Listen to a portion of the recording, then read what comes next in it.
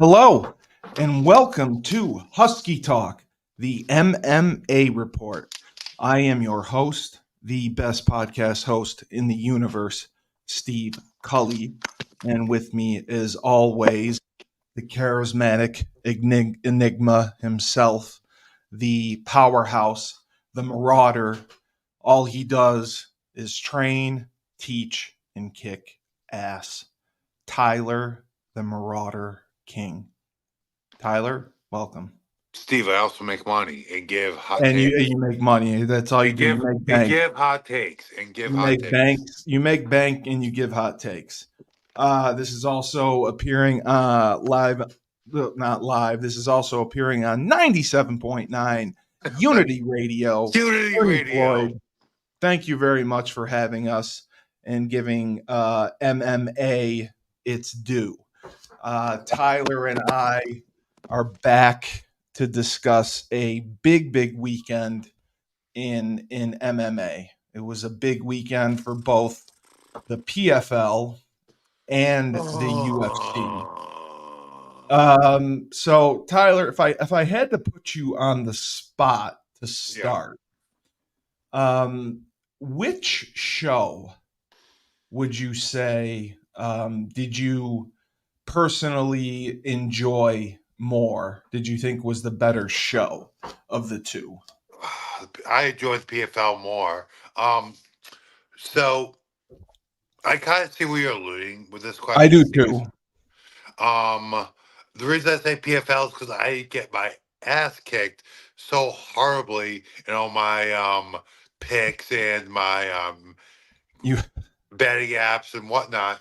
Um, but like just leading into your question, um, the PFL's always had a really good production value. Even when I fought for them when they were the World Series of Fighting, like right. they're on par or better than Bellator. Like they're higher, closer towards the UFC as far as their production value and the presentation of the product. Ever since the rebranding as a PFL, the way they've been signing free agents, and their partnership with ESPN, the UFC's really stubborn and like they have to control everything with production. The PFL seems to have embraced what ESPN brings to the table. And it's really enhanced their presentation. It really, really has. Like the PFL presentation, I think, is probably the most professional. And I actually really enjoy how they've been bringing in greats from other sports and greats from mixed martial arts, wrestling, jiu-jitsu, boxing. And I tell you what, like the production is just outstanding. Like it was very bright and shiny, and the fights actually kind of matched that presentation. They delivered. I Yeah. like it honestly because it starts at 9 o'clock, where UFC the pay per view, the main card doesn't start until 10 o'clock, That is and fair, Steve. sometimes you're up But until but 1 in the morning. But Thursday night or Friday night versus the Saturday night, the traditional pay per view model with combat sports, meaning boxing, has kind of always been they Saturday. start, yeah, that Saturday slot. They start kind of late, and then the main event usually doesn't walk until at 11, least like midnight. yeah, I At least but like midnight usually. Like you remember, like back in the day, you'd be watching old Tyson fights, and we'd be like, "Oh, when's Tyson walking?" And like we go, "Okay," and it'd be like, "We're like, bro, it's like 12:15 or 12:45." It'd be late as hell when Mike Tyson finally walks, or I Holyfield don't or remember it whoever. being that late, but maybe it was. Oh yeah, dude, it Um, definitely was. but I do like that PFL starts a little bit earlier. I Uh like hey, we're the dads now, or dad age now, not dads, dad well, age. I like the 3 round model. I like the 3 round model. I do I tend to disagree with you on that. I think once you get, well, you said the 3 round championship. model, Yeah, championship fights need to be 5 rounds. I I, agree. and I I think will agree for with you these there. I hear what you're saying, but for these tournaments, like there's a lot going on there. Like one, limiting the number of rounds these guys fight brings down the likelihood of injury. You're fighting 5 round championship fights. You're Yeah, not be able to do that 2 or 3 times in 4 or 5 months. Like at this Oh, level, really? your body just can't deal with it. Like, And is the training that much oh, different 100. for a 3-round fight than a 5-round It fight? may you're gonna tax your body a little less because Yeah, thing with building cardio, endurance rather, like people call it cardio, but it's really endurance. They have to do like more sparring rounds and more like actual conditioning and like just I'll put on my trainer hat for a second. One of the protocols I'll do will be the like just for example, and it's just one of the things I use, but the Aerodyne bike, one of the best tools in strength conditioning. Um right. I'll put my guy depending on what am I training am I training a 39-year-old female that just raised their kids and I'd have her go on it for like 8 to 11 seconds and I'd give her a rest of 25 to 33 seconds probably and I do a set of like 10 to 15. If I'm training a let's say I'm training a welterweight fighter for a 5 round main event title fight versus a worthy opponent. He's been on that bike doing probably 9 second sprints with 15 to 18 seconds rest for sets of 18 to 35, probably. Exactly. So, and Exactly. so, but that kind of training, like that kind of, like, you do that's one way to develop that. The other way is sparring lots of rounds, which a lot of these guys also do. No, I agree with you. I agree with you completely. You agree with me about sparring lots of rounds? Yeah, yeah, I mean, it's sparring, I'm not an MMA guy, Okay, but I I'll would fuck say with you, Steve. But yeah, sparring is where you make the most improvement because you're actually getting in there and you're competing, and it's like, if you have good we sparring do partners, team during yes. Like, football. and I We imagine scrimmage. that guys at this level do. So yeah. Yeah. So we are looking at the PFL card, and we started off with the first fight. You and I debated about it for quite a while. It was Brett Primus and Clay Collard, and Oh, Brett Primus defeated Clay Collard unanimous decision. It was honestly a domination 30-27, 30-27, 30-26. All rounds went to Brett Primus. Um, what surprised you most about this fight? Because I believe you had said Collard had the striking ability, that was first thing, and the second thing was and I Primus was was, just so surprised with how well Primus just controlled him. Like I thought Clay Collin had a lot more dog in him, to be honest. yeah, yeah, That's my biggest takeaway from this was Clay Collin's like he's a veteran of the game. Like I thought he'd have that dog. Like some things I look at when I'm picking these fights is intangibles. Clay Collard, he's been in the game a while. Like I've seen fights with him where he fights his ass off. I thought he'd to be have a little more dog in him, but I think and I've seen this. I've felt different variations of it in both training and fights. Sometimes the guy gets his hands on you, and you're just like, "What the f is this?" And I think Clay had some of that. He wasn't expecting Joe, Captain America, 39 years old, to just grab his wrist and like just be like, "No, you ain't doing that to me." Boom, and then piece him up. I think he was kind of shell shocked, and he kind of just survived, yeah, yeah. No, I agree with you. He was trying to get to the decision and right? hopefully, have something go his way. But Yeah. But in the end, it did not. And Brett Primus was just all over him. Was just all over him, and he dude, won via unanimous decision. and I'm just trying to check and see what weight class that was in. 155. That was that. Okay, so that was the 155. So Score for the old guys. Thank you, bro. yeah, yeah.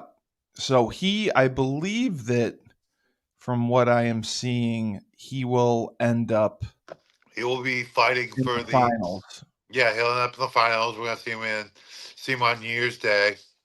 Yeah. Is it New Yep. Year's Day this year?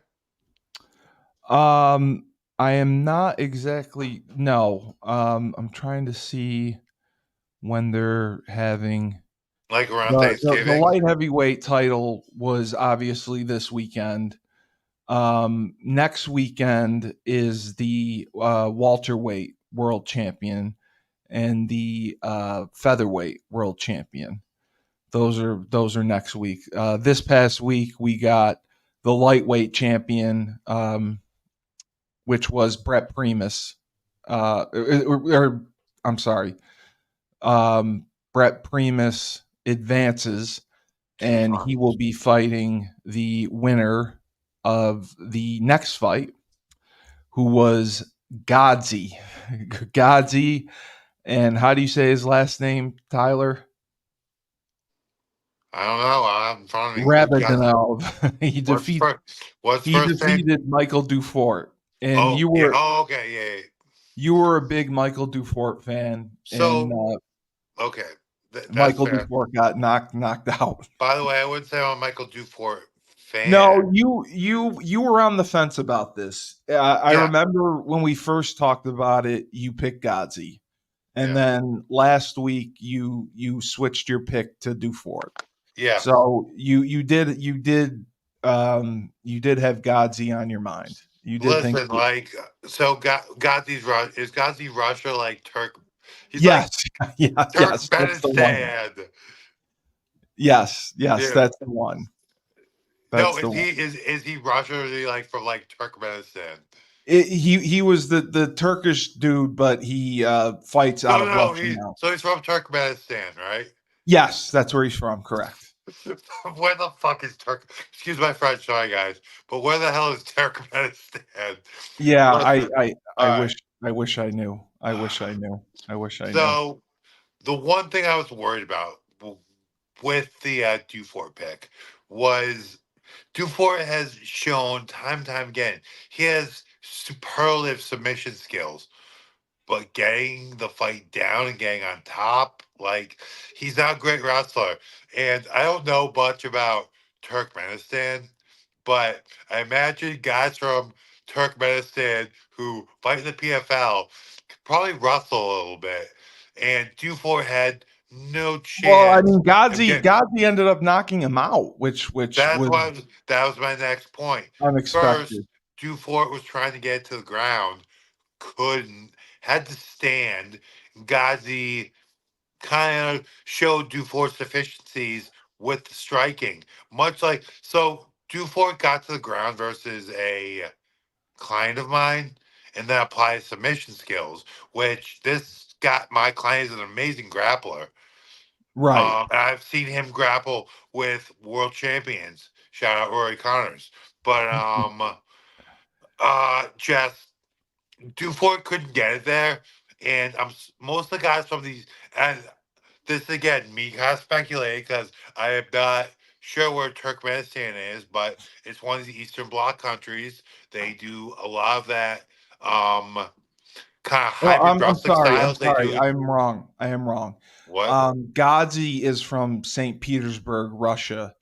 It's the other. The next fighter Yeah, was yeah, the one that was okay, from fine. Turkish. Okay, Yeah. this brings me back. What do I always say, bro? Do not So bet don't go against against the those Russian guy. effing Russians. Dude, Yeah. so he's from Russia. He can wrestle. Dufort couldn't get him to the ground.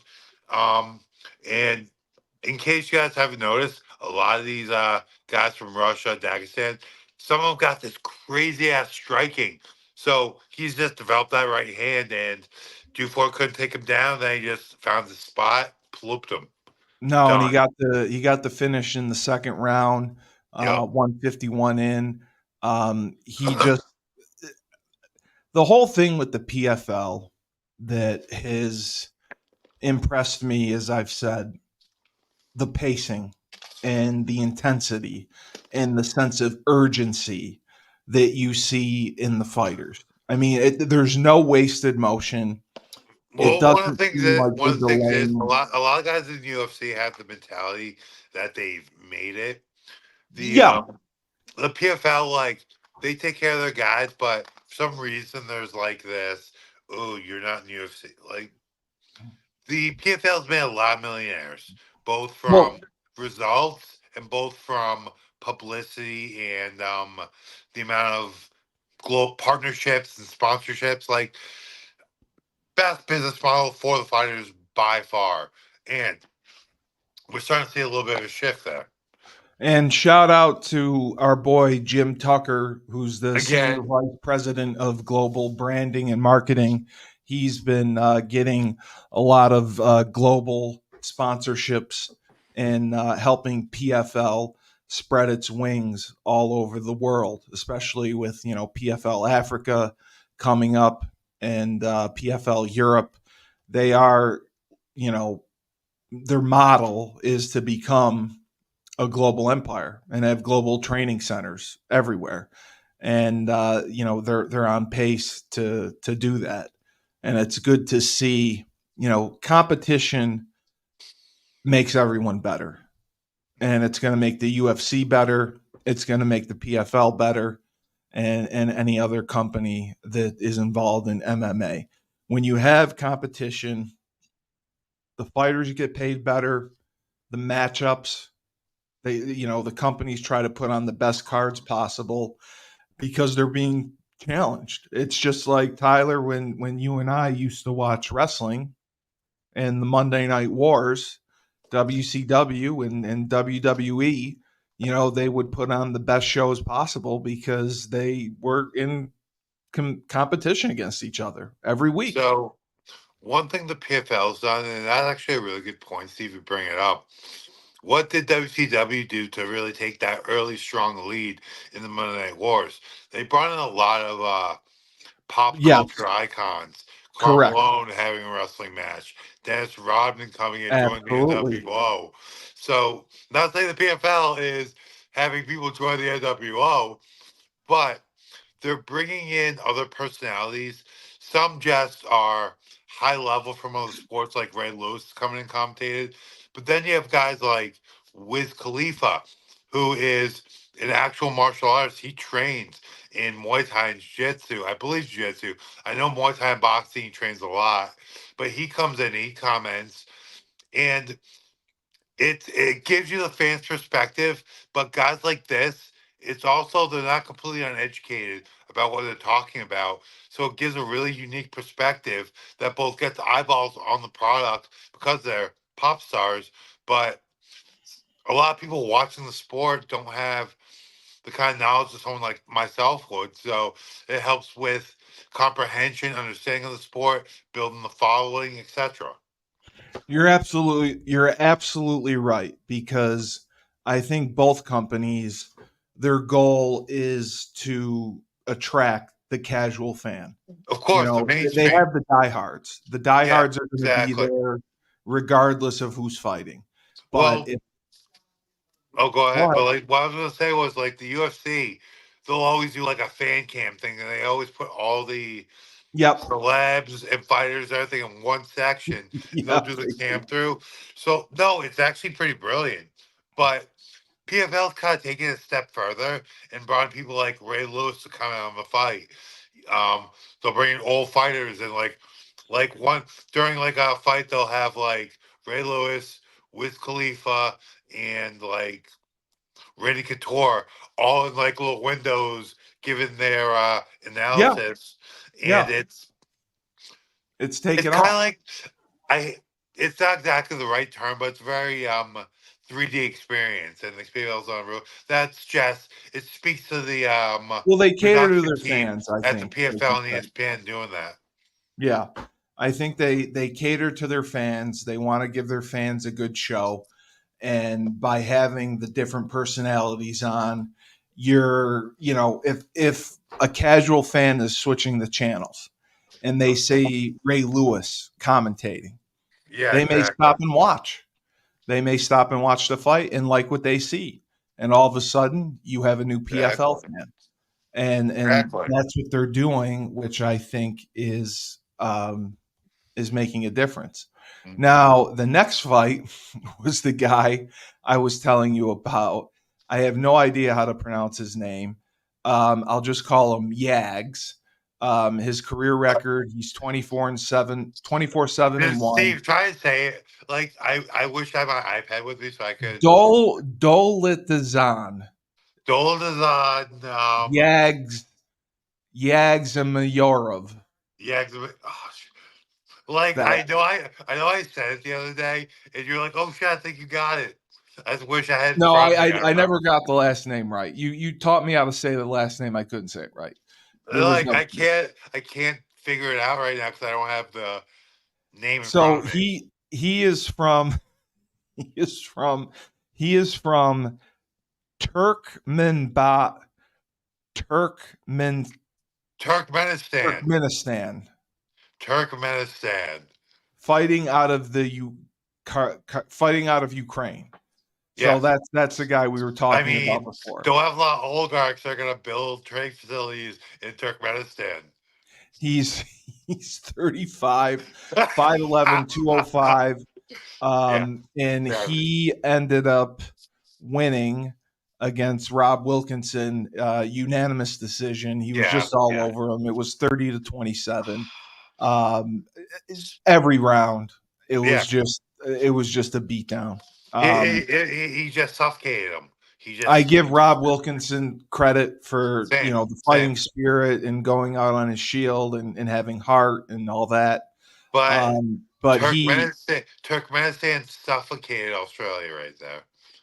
but Yags Yags pretty much dominated Rob, and I love Yeah. Rob's mustache. I really Oh, do. I love Rob's mustache too. I See, lo- what we really saw here was a smart game plan and overwhelming wrestling with competent striking, being able to overwhelm the elite striker, and that's what this was. Rob yeah, has good Rob grappling ability. Rob will absolutely. blue take any like guy, whoever on the street. Like Rob is a very good grappler, but Turkmenistan, Ola, I'm sorry, I can't say the name. He has had such an elite level of grappling that he was able to. His striking isn't lacking. It's very competent. So what he does is he uses his wrestling to get inside, initiates the clinch, Exactly. does damage, puts it on the ground, puts it on the fence, and Rob just could never get his distance and couldn't get his game going. And Rob, he's 19-3, won no contest. He was 2-1 this season. His nickname I did like. He was the Razor, fighting out of Australia, 32, 6'3", 205. Kind of expected a better performance, but What did I just say, Steve? What did I just say? but What did I Yags just just say, Steve? I know what you said. I know what you said. I know what you said. I'm sorry, Uh, my logic is infallible. I'm it sorry. is. No, it is. The main event. The main event. Okay. So now these two will meet in the finals to determine the champion for, I believe it's the light heavyweight. Light heavyweight. Um, Impa Impa won. Impa. Impa beat Josh Silvera, and that was credited as one of the best performances of the night. Um, Impa in the finals. The Impa win bonus. I believe so. Um, Good. he defeated Josh Silveria. Brett Primus was the former Bellator champion. It was his first PFL tournament. He was defeated by Clay Collard, like we talked about, and Godzi beat Dufort. He defeated. So the standings right now, as it looks. Well, right now there's no. It doesn't. The standings do not matter now. It's one fight. Well, the bracket. I mean, the bracket. The bracket. Okay. The bracket has right now Dennis. Well, no, it was Goldslav. Impa in Impa in Yags for the light heavyweight championship, and Brett Primus versus Godzi for the lightweight world champion. I am really looking forward to that Primus versus Ghazi fight. That's going to be a crazy fight. The thing about Primus is, listen, I'm not going to speculate, but I feel like PFL does not have as stringent a drug testing program as the UFC. With that being said, Brent Primus. Well, they gotta have something. The athletic commission does it. Anyway, it's not. They said they have USADA. It said USADA. Oh, wow. Yeah. If they have USADA, Brent Primus, you're a freak of nature. God. Yeah, they have USADA according to their website. So they got the best of the best. Brent Primus, wow. At 39 doing this, holy yes, dude. He's a special fighter. He's probably going to be Godzi. So it's going to be interesting to see. I don't have a date on when the finals are, but Impa was just all over Josh Silveria. I mean, he took charge from the start, and completely dominated him. It's crazy. It's good to see that. They said Impa had been living out of his car. Not no more, buddy. Having a chance to win $1 million is very important. He punched his ticket to the finals. I'm just trying to see when they are having the finals. The only thing, I mean, it was a good fight. I didn't, it went to unanimous decision. Impa won by unanimous decision. It was closer, 29-28, 29-28. Somebody had it 30-27, which I think is just outrageous. I don't know how anyone could have scored that 30-27. I did think Impa won all 3 rounds. I mean, I could see that. There's an argument made for Impa to be winning all 3 rounds. I agreed that he won all 3 rounds. I don't think somebody should have scored a 30-27. No. Yeah, Steve, get your mind right, buddy. Scoring system, 10-9. You win the round 10-9. Correct. 30-27. So if Impa won all 3 rounds, 30-27. So how they're the 29-28, 29-28? That's 2 rounds to 1. Okay. So, I can actually see that because there's an argument to be made that Impa won all 3 rounds. 1 round was close, but it's not exactly a robbery to score that round for Impa. So, it's okay. So I see what you're saying. Yeah. So if a round is scored 29-28. No, the rounds are all scored 10-9. It's a 10-point must scoring system. So every round, the winner of the round gets 10 points, loser of the round gets 9 or less. Correct. Depending on the dominance of the round. Why does it say here that the scoring for each round was 29-28, 29-28, 30-27? That was each judge's score. Okay. So 2 of the judges scored it. 2 rounds, 10-9 for Impa, and 1 round, 10-9 for the opponent. I got you. Okay. I get it now. That's what it means. Okay. Yes. So okay. That makes sense.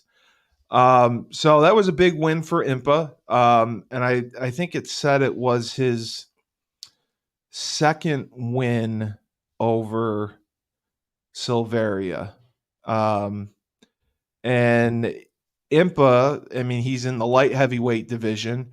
He looks to go back to back at 205 as last year's tournament winner faces the Yags. So he could be a back to back champion, which is I tell you what, I amazing. kind of Good hope for he him. is. I kind of hope he is, and he gets that because that really raises That credibility. solidifies him. Well, that would put him in line for a big money fight. I Right. think the fight to make would be him versus Yoel Romero.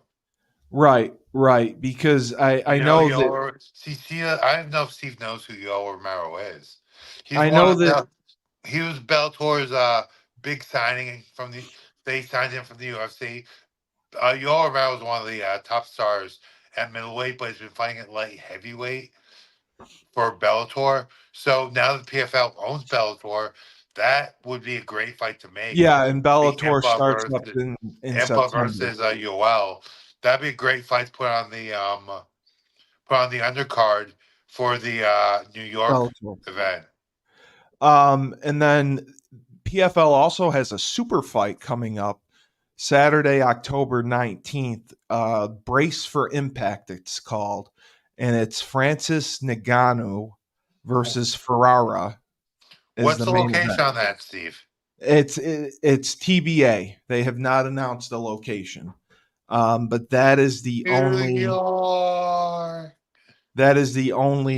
super fight they have scheduled as But of now. so So like this would be like a great card to put that the Impa fight versus Yoel Romero on. oh my god, absolutely. Yeah. Absolutely. Impa and Yoel Park, New Jersey, Romero, Boston, let's go. that I would be want this in incredible. New York, New Jersey, or Boston. We are going to segue into UFC. UFC also had their pay-per-view card this weekend, and it was UFC 305. It was also a good show. It's just it's interesting because I've never watched two UFC shows back to back. It's interesting to see um, the difference in the companies in the styles of the fighters. I believe the main card started with Dan Hooker. Yep. Uh, Dan Hooker won via split decision, Yeah. 29-28, 28-29, 29-28. Dan Hooker is an absolute dog. You like Dan Hooker. I love Dan. Dan Hooker is an absolute dog. And that was a tough, tough fight. The fact he was able to fend that guy off and pull it. Dan Hooker's an all-time G in the game of mixed martial arts, in my book. Yeah, he beat Gamrot Dude, versus split can't decision. and like I can't really stress this enough. Gamrot is such a nightmare.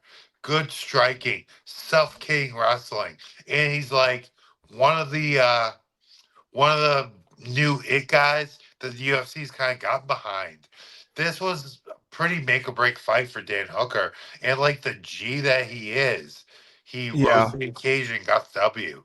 Did Dan Hooker did he get the first fight against Michael Chandler or no? Michael I Chandler lost believe his he first fight. did. I believe He I did. He believe did. he That's right. I believe he had pretty he fought Mike Chandler and it And was then he a had to stay in Australia, I remember after because he bro lost and his like it visa or was like something.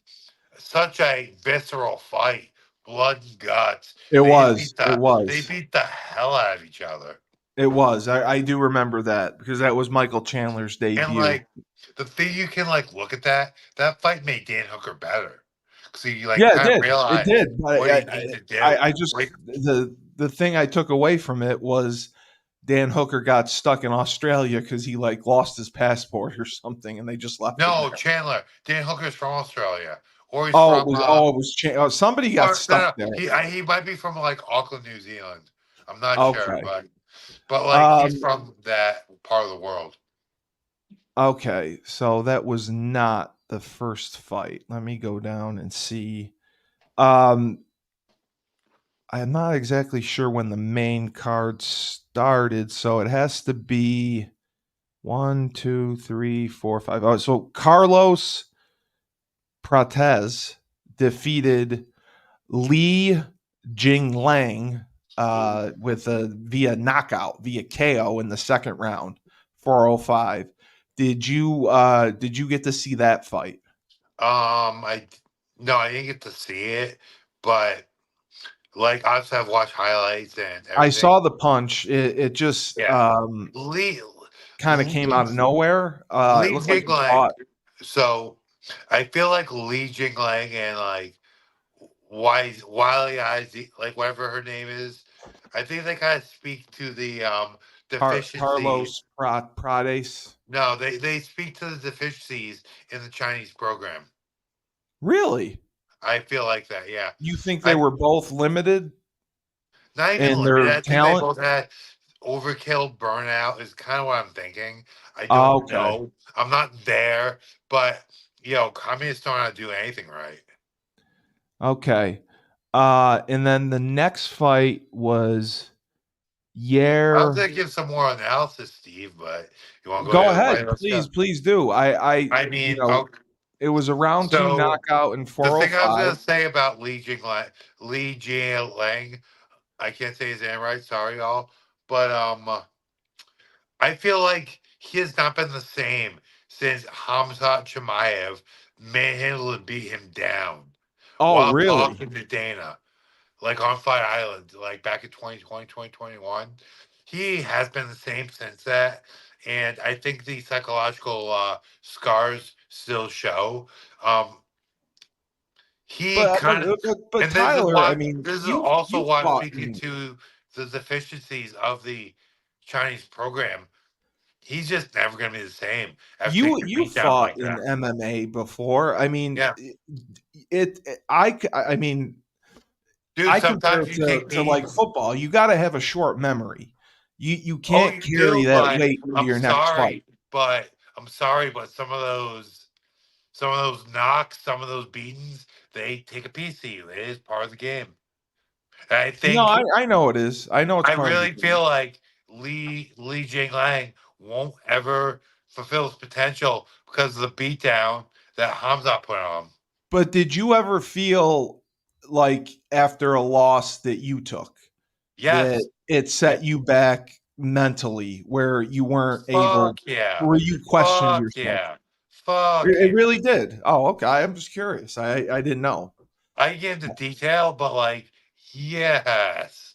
That's not every single guy that's fought more than 5, 10 fights will tell you that.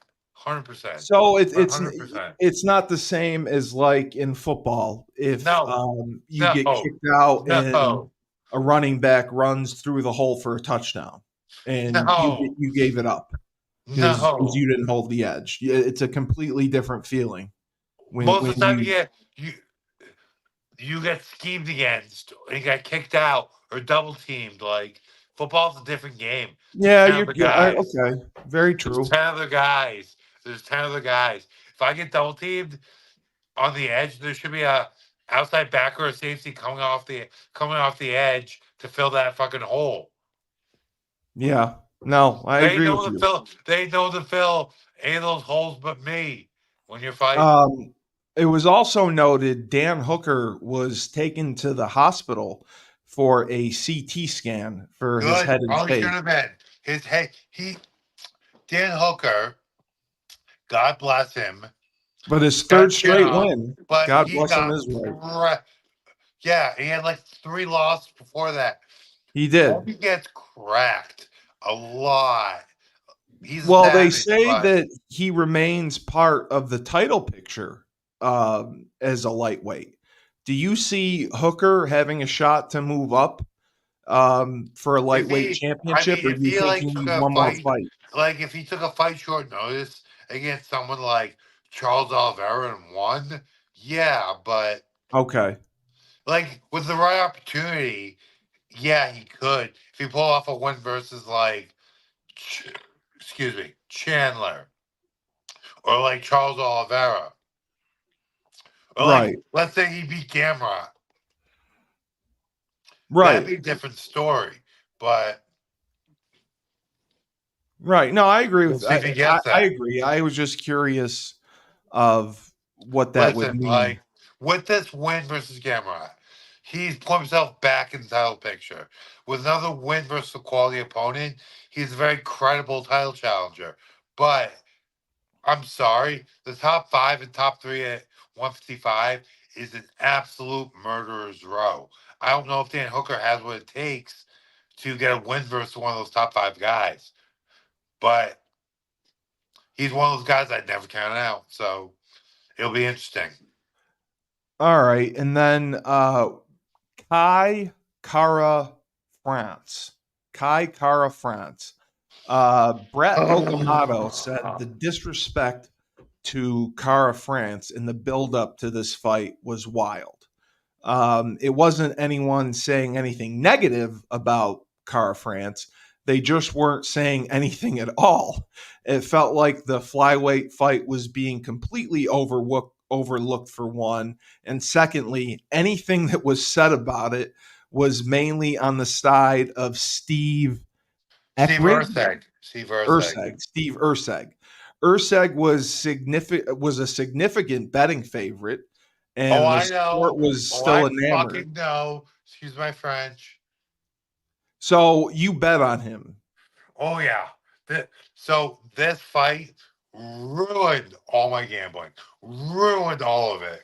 So w- Well, it said none- Urseg was one bad decision away from very likely winning the UFC flyweight title and doing it against a top 10 pound for pound candidate in Pantoja. Pantoja. Pantoja. Pantoja. So, That was so his last fight, not this fight. yeah, no, And no, like, oh, trust me, I know. Why do you think I went so heavy on Steve Urseg?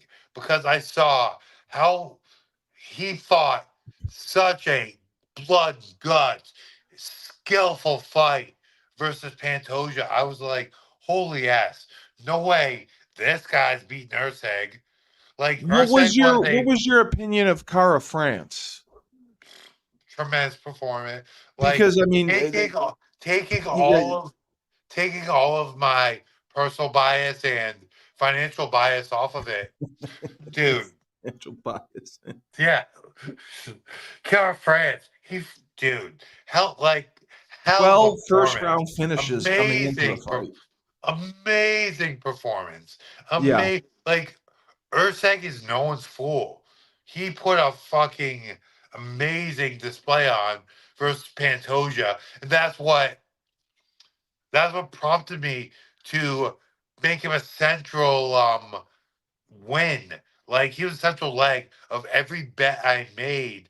And dude, Carol Well, France came in just he was a 3-1 betting underdog. So that's crazy as well. Considering, I mean, 12 first round finishes coming into the yeah. fight. Yeah, no, Um, and that's I don't know that why he was so Steve. Oh, disrespected. Steve, I'll tell you exactly why. Because Urseg's performance in a title loss and like a title fight, a UFC title fight, is the Right. pinnacle of the sport. That is Correct. the most competitive knockout, drag out, everything. You're throwing the kitchen sink, then they're pulling shit out of your butthole to like throw at the guy too. Like they're pulling out all the stops to win that fight. Like it is the most competitive environment in sports. And Urseg was as Paulie from Soprano say, fucking cut hair away from winning a title. And Yeah, no, I mean for him to get, they said that. They said yeah, that he not should have those won the flyweight not title. not in those words, but you know what I'm saying. And the fact that Kara France was like, cool story, bro. Boom, put him out. Wow. Like, Yeah. Yeah. I mean, All right. Brett Okamoto said, All personal financial biases aside, if Kara France does not fight for the flyweight title in his next fight, it is an absolute travesty. He needs to fight for the belt. The well, end. I mean, the We 12 need first to round see Kara finishes, and France versus Pantoja. That fight needs to happen. yeah, yeah, Yeah. and it looks like it looks like it will. Away from the main event and the co-main event bouts, the other local results, we had Dan Hooker, Jack Jenkins, and Tom Nolan. While there was another tough defeat for a crowd favorite in Taya Tuivasa. Oh, don't Yep. even get me started on Ty, dude. Do not even get me started. I'm fucking tired. Okay. So you're so you're a Thai favorite, I am a listen, like as far as Tai Tuivasa goes, I am a goddamn. He is one of my favorite fighters in the really? UFC, and very skillful, durable. But let me put it this way, Steve. Remember all those guys we knew that were like good high school linemen, and they never grew beyond 6'2"? Yeah, they never developed. They stayed the same Well, I mean, size. they Yes. developed. They weren't like small men, Yeah. but for Yep. the standard of football, we were. But for the standard of football we were in, like, bro, if you're an offensive lineman and you're not 6'3", like, you're never gonna go beyond a certain level. Like, if your arm, you can if you have like freakishly long arms, but it gets to a point where and so that's Right. kind of what Ty is. Ty is Right. right. Ty is tough as the day is long. He is strong. He's a big man, but he's 6'2" with not long arms. Um, he his entries are hard, but like he has great head movement. Like he is very underrated boxing and kickboxing, Muay Thai, and tough ass customer, tough as they come. So you look at that, and It you're like, was a okay, disappointing but he loss. could what? It was a disappointing loss for Ty. Not even it was a disappointing loss. It was all. It wasn't a great matchup for him, and Right. all his real defense. Like he's a bit of a cult hero, the shoey. When he wins, Okay. he fills up a shoe. He gets a Yeah. random shoe from some other Yes. card, fills it with beer, sits on the Yes. cage, pounds Yeah. it. God Yeah. damn, it's cool. Like it's cool. Everyone loves it, and he's carved out his niche. So But he's finally, charismatic. He's his charismatic. very charismatic, but Okay. his physical deficiencies are starting to show, and he's probably never going to get over this hump. So after Aussie Stuart Nickel was scarily submitted in the card's first fight, Nolan turned in an accomplished performance to defeat Alex Reyes by unanimous decision. The Queenslander worked a Queensland, mixture of kicks, elbows, and punches, opening up cut on Reyes' left cheek along the way as he powered to two 30-27 scorecards as part of the unanimous decision victory. So Nolan has also produced back-to-back wins after he was a loser in his UFC debut, and now looks ready to step up in quality for his next featherweight fight. And then I believe Jenkins, meanwhile, looked really superb on his return from almost a 1 year layoff following a dislocated elbow at UFC 284 last year, as he recorded his maiden UFC finish with complete domination of Herbert Burns. I don't know what a maiden UFC finish means. that means that's the first time he's ever finished someone inside the UFC. Oh wow. Oh, so Yeah. that was pretty good. That was And pretty good. so, like, one thing you'll see with a lot of these cards that are Yep. like the big foreign country cards, the fighters that the UFC has under contract that are from that country, they'll either match them up against each other or against our Right. international opponent. Right. Just depend. A lot of it depends on following and contract status. A lot of these guys, the UFC just wants to be globally dominant, so they'll go into all the countries and sign the top people. But a lot of times, it doesn't make sense for them to fight outside of their region. Like, it doesn't make sense to bring them to Vegas for a fight unless they're like top five, really charismatic, have a following outside of their country. So a lot of times the UFC will, all right, this guy's ranked in the top 15. We'll match him up against another top 15 out of this country or close by country. A lot of these are doing just to get fights off the guys' contracts because they have guys on the No, contract. I know they have, like you said, they have 800 fighters under contract. Yeah, exactly. So there's some. I don't want to take anything away from the and the fighters, but a lot of these cards in the UFC's case are spring cleaning. Well, yeah, and I agree with you because the problem I have is UFC has a multi-billion-dollar agreement with ESPN Plus. So you have to order ESPN Plus, and then you have to pay $80 to order the UFC pay-per-view. UFC doesn't need to draw a dime based on attendance or anything. They are paid in full by ESPN, Yes, they regardless are. of who fights. So they could put Billy Irwin and Grant Preston in the main event, and they're still going to get paid billions of dollars by ESPN. And I Dude, think that's been I a mean, factor.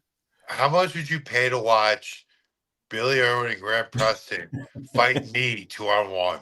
It would be a pillow fight. It would be a pillow fight, and No, no, no, then no. I'm asking you get to no, it's not fight Bill, you. like an actual fight. Billy Irwin and Grant Preston versus me.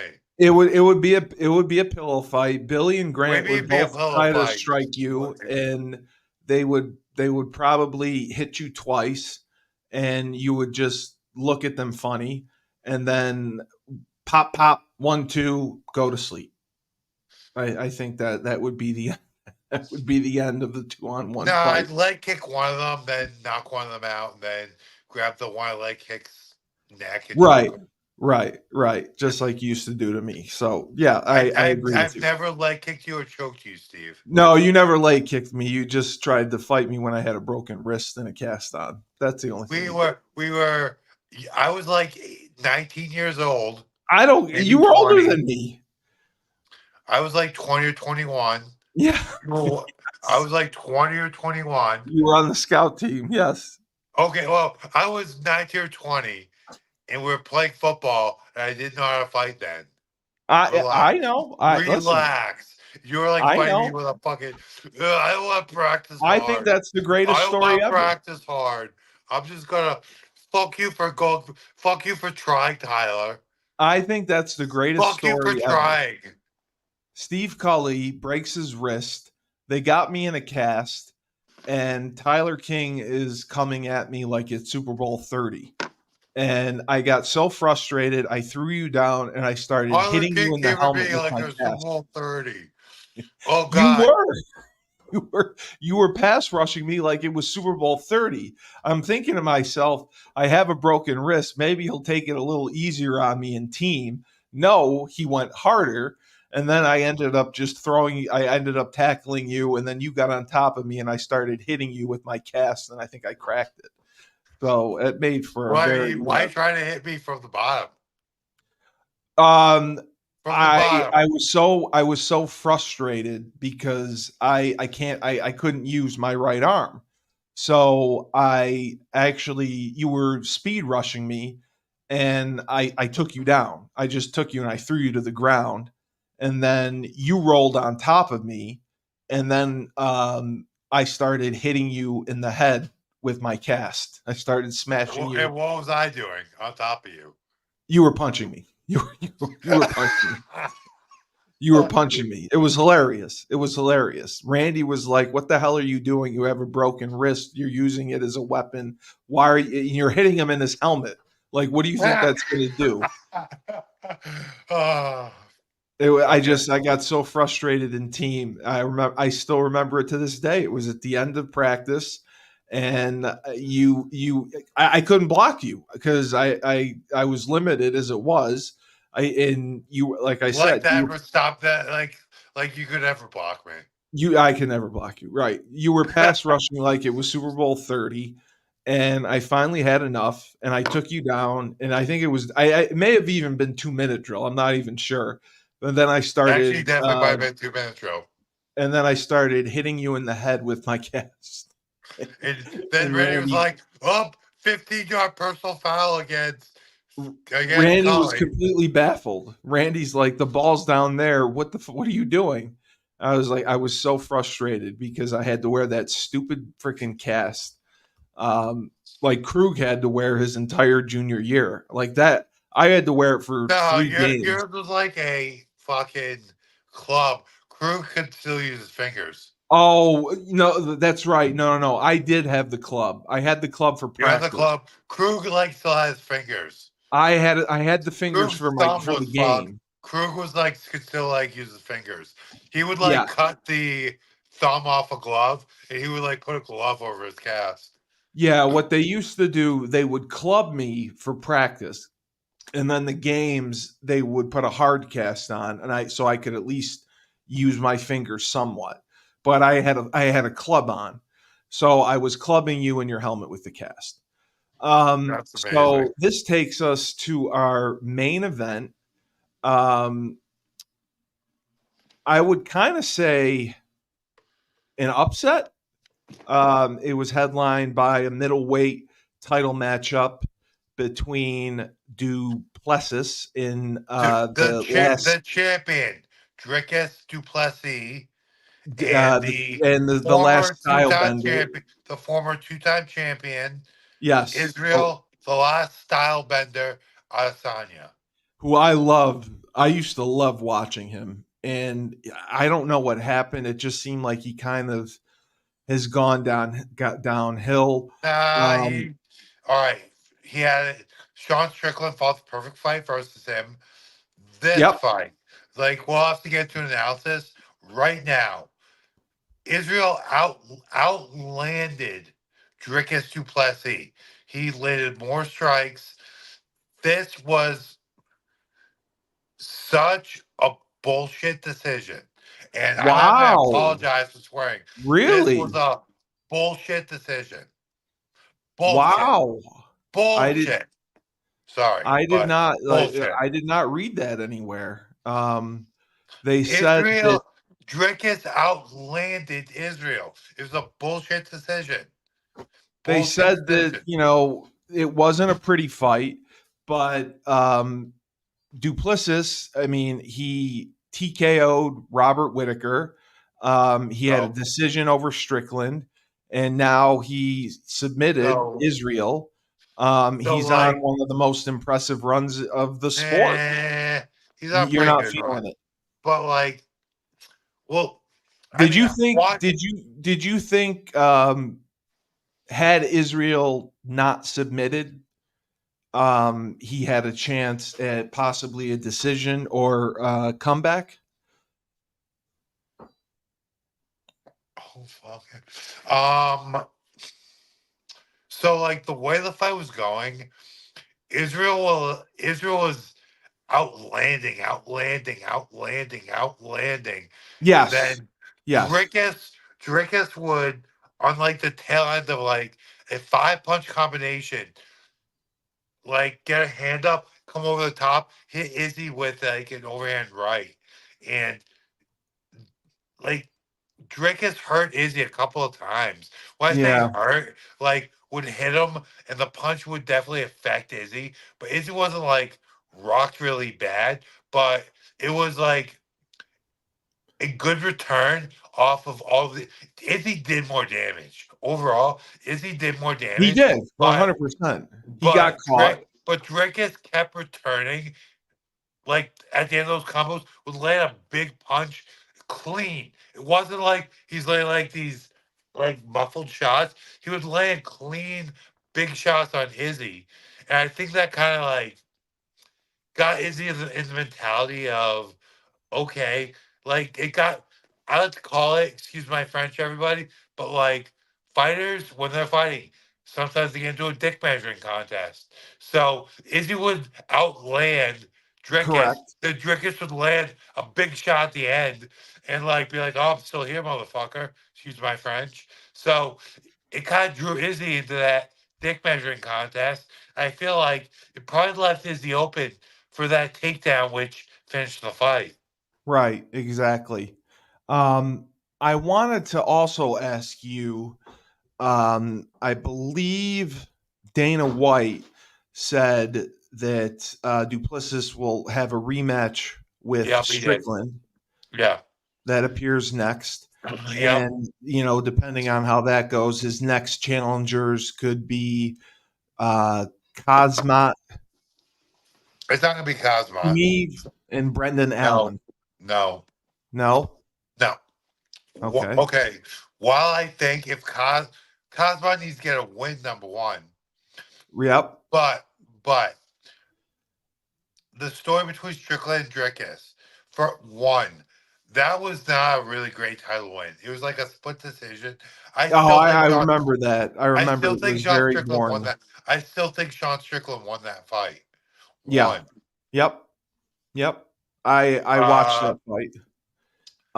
so like there's I so watched Robert Whitaker. and the amount of money that fight will generate versus the Cosmot fight, you can get, as much as Dana doesn't want to admit it, Sean Strickland's a effing star. Like he's No, got I the know he mouth is. on I him. know he's gonna be the next star. The American Him working and man, Peloton, your guy. the blue collar contingent, which makes up the majority of UFC pay per view buyers. ESPN wants those guys Yeah. tuning in, Yeah. wants Yeah. them paying $60 to watch Strickland fight Duplessis. Yeah. Imagine they UFC could do it in Utah. They could do it in Detroit, doing one of these Right. like big stadium shows in a blue collar American city. That will generate an amazing event, huge income for the UFC. I agree with you. I agree. And they have the draw to do that. So we'll see what happens. But Tyler, great job on your Thank you. analysis, both the PFL and the UFC, the PFL playoffs, the UFC pay per view. We have the PFL playoffs this weekend. We'll be doing another episode. Hopefully, we'll get a guest. Shout out to Jim Tucker again. They're doing a phenomenal job at PFL. Um, they are clearly the number two company, and I love that you can see a distinct style difference between companies. Steve, we should probably go to Florida this weekend. The flights are pretty cheap, so Why don't we go to Florida? We should probably go to Tyler, the Florida. fight's not in Florida. I hate to break it to you. Wait, it's not. No, Wait, there's a card the coming up, flight's in Washington D.C. but wait, was the last card in Hollywood, Florida at the Hard Rock? Yes, the last card Oh, was in okay, Florida. yeah. No, let's The go DC then. welterweights are in DC. So if you Let's want to go to drive down DC. to DC, I'm with you. DC's All not a right, bad let's go to drive. DC. You want to pick me up and go to DC? I'm right on the way. Let's Why do don't it. we fly there? Oh, you're right. You know what? You know what? What? You probably could get a cheap flight. I could get a cheap flight from Syracuse to DC. You could probably get a cheap flight from Boston to DC. Or That Providence, that, DC, that whatever. definitely may be something to look into because we're not going to have to pay for tickets. Jim will hook us up, so we'll have to take a look at that. I'm not We'll gonna take. lie to you, DC. I always have a good time at DC. We would have to. Would you want to leave Friday morning or Thursday night? I don't. Probably Friday. Okay, I'm so probably gonna Friday work out the. morning, stay over. Would you Yeah. want to stay till Sunday or leave after the event? Oh, stay till. We'll stay till Sunday. We have a nice, Yeah, a I'd say too. nice Sunday, Yeah. a nice Sunday morning in Yeah. Washington D.C. Yeah, yeah. That's not a bad idea. I That's know not it's a not. bad idea. I know it's Okay. not. I'll check out the flights and we'll go from there. But that's definitely doable. Yeah. So for the Marauder himself, Tyler King, great analysis and insight on UFC and Thank PFL. you. Yes, yes. All he does, he trains, he teaches, and he kicks ass. Yeah. And if we can Uh. get him to show up on time, he'll be perfect. That's all he needs to do. I mean, it wasn't as egregious as last week. You were not as egregious as you were not. We hope to get Tyler on Moneyline Thursday night to talk about the show as well. And we'll let you know when the next episode's going to be. We'll preview the PFL card for Friday night. This has been Husky Talk, the MMA Report on 97.9 Unity Radio. Unity Radio. And I'm Steve Cully, the best podcast / radio host in the universe. Remember, when life gives you lemons, don't make lemonade. Take 2 oranges and throw them